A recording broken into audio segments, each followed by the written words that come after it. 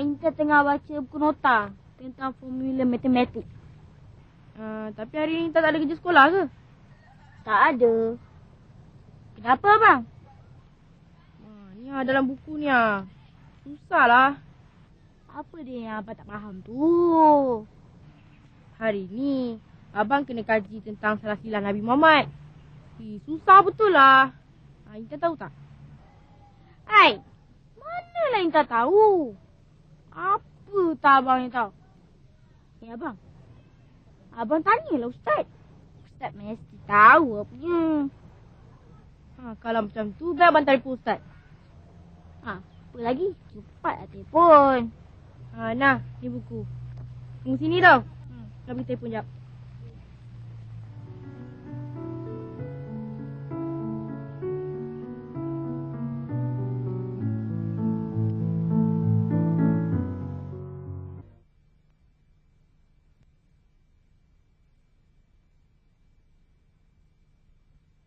Alhamdulillahi Rabbil Alamin. Wassalatu wassalamu ala ashrafil anbiya'i wal mursalin. Wa ala alihi wa sahbihi ajma'in.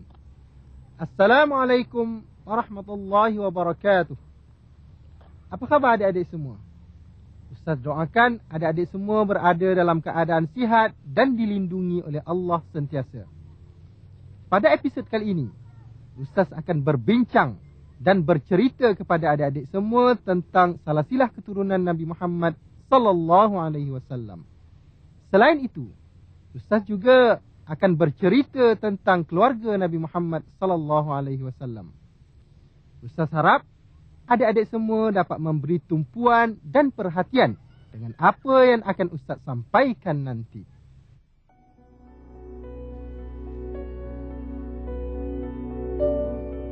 Allah telah menjadikan keturunan Nabi Ibrahim alaihissalam sebagai nabi dan juga pemimpin.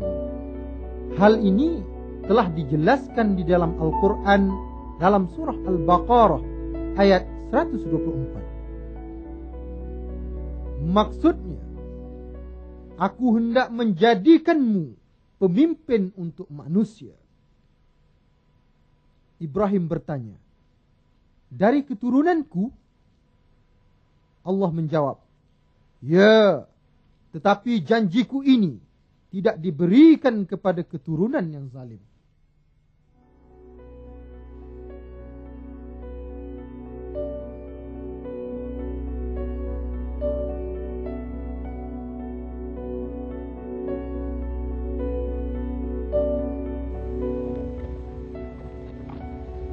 Ustaz dalam betul kita tu.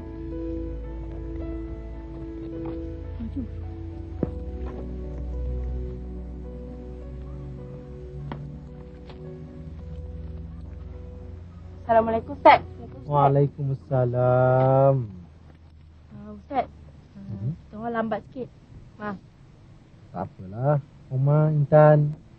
Kamu tak lambat. Ustaz aja sengaja datang awal. Omar. Apa yang Omar cakap dalam telefon tadi ya? Tentang salasilah keturunan Nabi kan? Iyalah Ustaz. Omar dikaji tentang salasilah keluarga Nabi Muhammad. Tapi susah sikit lah Ustaz. Boleh Ustaz terangkan sikit? Boleh. Tapi panjang kisahnya tu Omar. Panjang ke ceritanya Ustaz? Tak adalah panjang sangat. Baiklah, Ustaz ceritakan. Nabi Muhammad berasal daripada keturunan Nabi Ibrahim alaihissalam. Dan sebagaimana kita tahu, Nabi Ibrahim mempunyai seorang anak yang bernama Ismail, yang juga dilantik sebagai Nabi. Oh, keturunan Nabi Muhammad pun berasal daripada para Nabi rupanya. Barulah kita tahu. Memang, Nabi Muhammad berasal daripada keturunan yang mulia. Baiklah, Ustaz ceritakan seterusnya. Semasa sebelum Nabi Muhammad dilahirkan, kota Mekah telah ditakbir oleh suku Jurhum yang mempunyai kaitan kekeluargaan dengan Nabi Ismail alaihissalam. Ketika itu pemimpinnya bernama Muzaz bin Amr bin Harith. Ustaz, tahanlah sikit. Umar nak salin ni. Baiklah, Ustaz sambung seterusnya. Tidak lama selepas itu, berlaku satu perebutan kuasa di kota Mekah, di mana suku Khaza'ah telah berjaya mengambil alih pentadbiran daripada suku Jurhum di kota Mekah. Namun, sebelum Muzaz meninggalkan kota Mekah, beliau telah berjaya menanam sebilah pedang di dasar Telaga Zamzam. Kenapa dia buat macam tu, Ustaz? Untuk menjadikannya sebagai tanda jika Telaga Zamzam ingin digali semula. Kan suku Jurhum ni berasal daripada keturunan Nabi Ismail. Tentulah mereka ingin mengekalkan peninggalan Nabi Ismail itu. Apa yang berlaku seterusnya, Ustaz? Lama juga suku Khaza'ah ni memerintah kota Mekah. Kemudian salah seorang moyang Nabi Muhammad sallallahu alaihi wasallam yang bernama Qusay bin Kilab telah bertindak. Dengan sokongan padu penduduk-penduduk Mekah, beliau telah berjaya mengambil alih kembali kota Mekah daripada pentadbiran suku Khaza'ah. Maknanya keturunan Nabi telah berjaya menguasai Mekah semula. Tidak begitu, Ustaz? Tepat sekali. Qusay bin Kilab merupakan pemimpin yang sangat dihormati dan disegani di kota Mekah. Beliau mempunyai sifat kepimpinan yang semula jadi dan pengaruh yang kuat. Oleh sebab itulah, beliau berjaya mempengaruhi penduduk-penduduk Mekah supaya memberi sokongan kepadanya untuk menerajui semula pentadbiran kota Mekah. Sebaik sahaja pentadbiran kota Mekah telah diterajui olehnya, kunci Kaabah diserahkan kepadanya. Dan ini menandakan keturunan Nabi Muhammad telah kembali memerintah kota Mekah. Qala Allah Ta'ala, Ma kana Ibrahim Yahudiyan wala Nasraniyan, ولكن كان حنيفا مسلما وما كان من المشركين. Maksudnya, Ibrahim bukanlah seorang Yahudi dan bukan pula seorang Nasrani. Akan tetapi, dia adalah seorang yang lurus lagi berserah diri kepada Allah. Dan sekali-kali bukanlah dia termasuk golongan orang-orang yang musyrik. Surah Al-Imran ayat 67.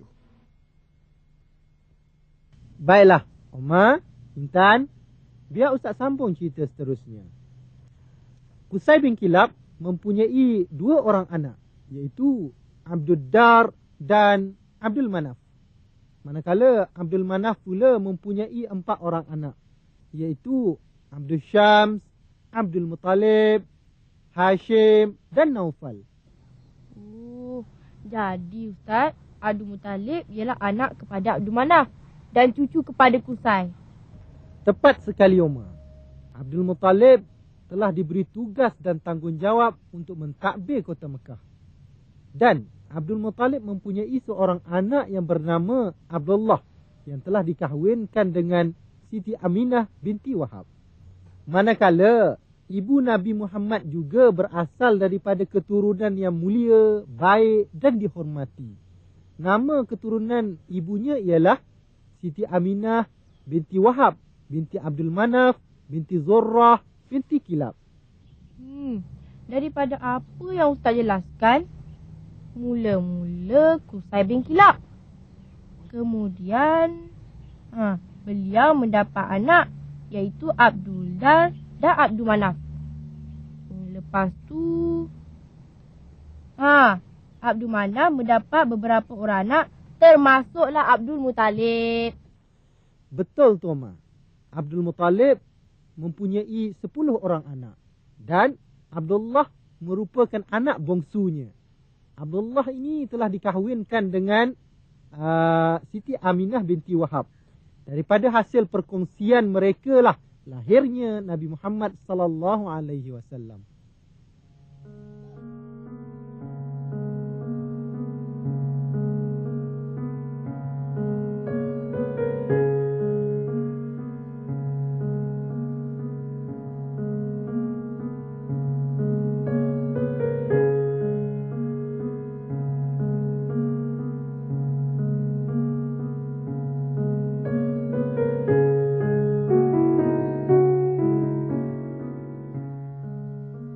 Kali ni biar Intan pula yang tanya Ustaz. Apa dia tu Intan? Ini berkaitan dengan Nabi juga. Intan pernah dengar kisah Nabi Muhammad mempunyai ibu susuan. Boleh tak kalau Ustaz terangkan? Boleh. Selain daripada ibunya, Nabi Muhammad pernah disusukan oleh Halimatus Sa'diyah daripada keluarga Bani Sa'ad. Telah menjadi adat bangsawan-bangsawan Quraisy di kota Mekah, apabila anak mereka dilahirkan, mereka menghantar anak-anak tersebut kepada wanita-wanita kampung untuk disusukan. Menurut adat ketika itu, persekitaran kampung adalah satu tempat yang terbaik untuk mendidik anak-anak. Kalau macam tu, Nabi Muhammad terpisah dengan bundanya. Betul tu Intan. Nabi Muhammad terpaksa berpisah dengan bondanya buat seketika. Dan Nabi Muhammad telah tinggal dengan ibu susuannya, iaitu Halimatus Sa'diyah. Di samping itu juga, Nabi Muhammad telah diasuh oleh saudara susuannya, iaitu Sayyimah. Beruntung kan Halimatus Sa'diyah sebab dia menyusukan dan memelihara Nabi Muhammad.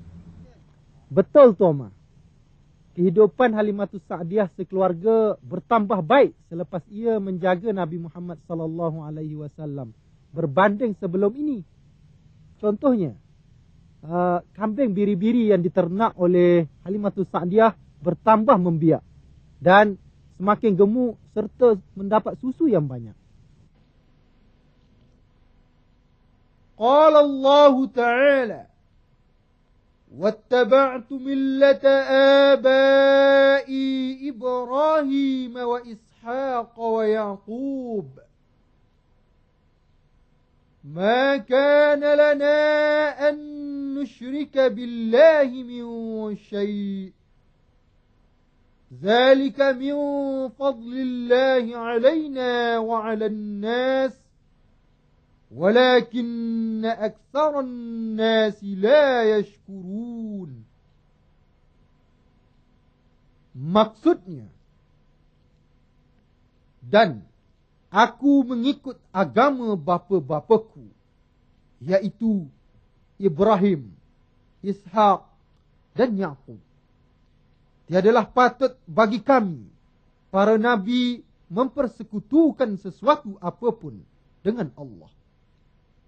Yang demikian itu adalah dari kurnia Allah kepada kami dan kepada manusia seluruhnya.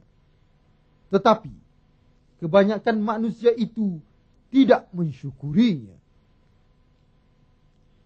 Surah Yusuf ayat 24.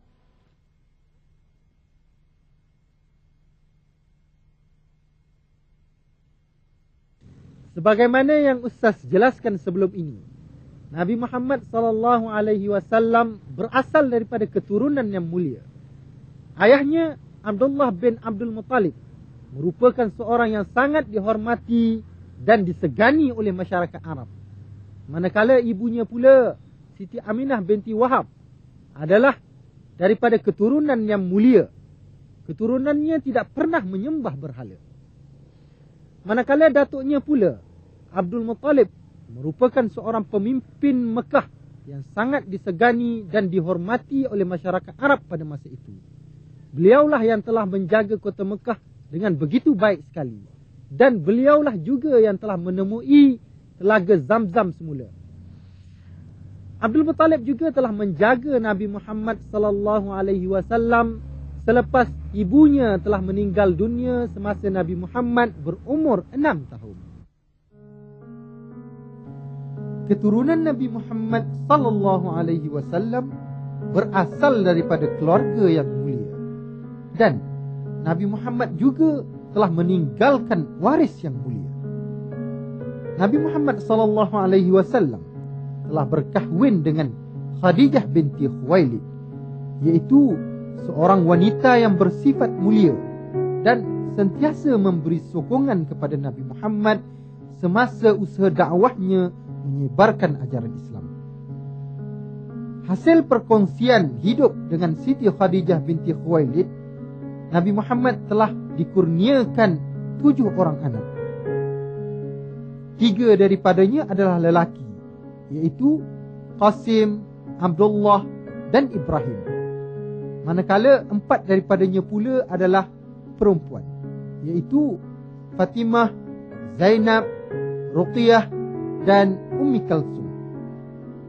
Fatimah telah dinikahkan dengan sepupu Rasulullah sallallahu alaihi wasallam, iaitu Sayyidina Ali bin Abi Talib, dan memperolehi 2 orang anak, iaitu Hasan dan Husain, yang menjadi penerus keturunan Rasulullah.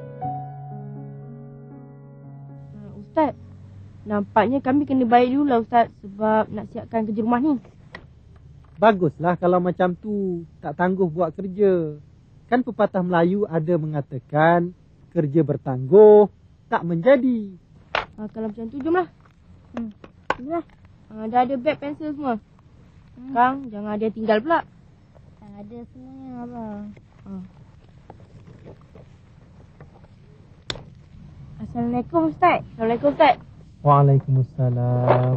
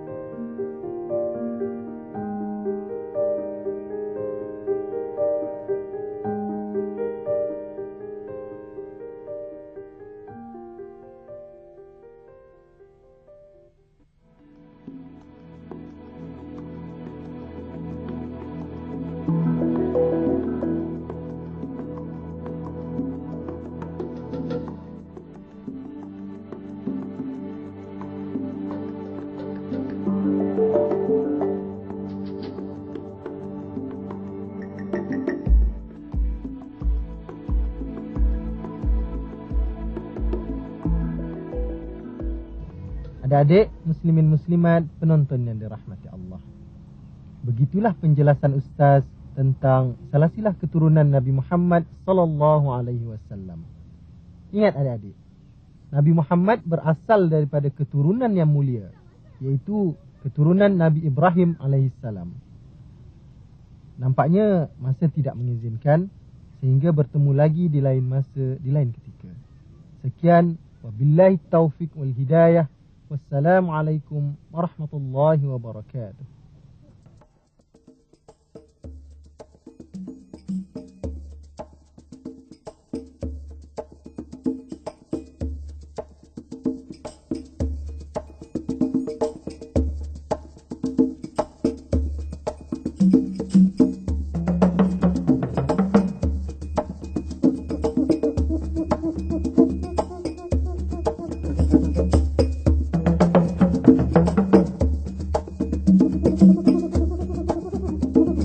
Go.